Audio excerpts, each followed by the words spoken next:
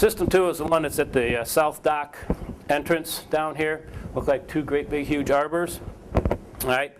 Those are unique in the fact that instead of having to take those 60 modules and go into one of these big inverters, each one of the modules has a microinverter, has its own little inverter on it.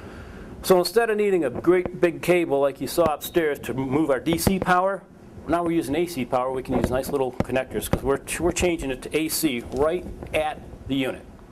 Every single one has a little microinverter on it.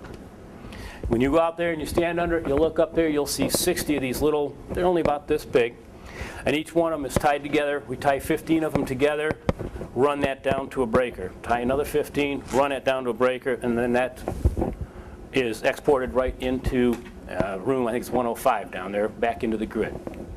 We had a bit of a challenge there because the microinverters are intended to be mounted to standard solar mounting hardware. But we didn't use standard solar mounting hardware out there. We built this exclusive one-of-a-kind or two-of-a-kind arbors. The theory reported by Dr. Messenger from VB Engineering is that by orienting the arbors in such a way, they'll be able to even out the production of the system over the solar year.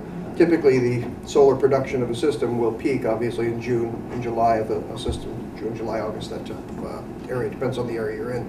By rotating one of these arbors 90 degrees, so that's facing north-south versus east-west or vice versa, the overall solar production of the system will be brought into a more even keel over the entire year.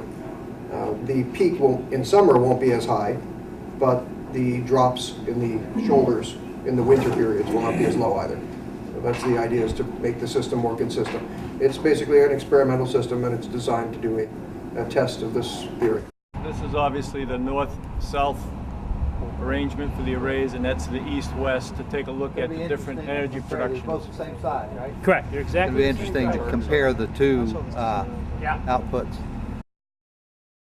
You can see the microinverters up there. Every single module has a microinverter on it.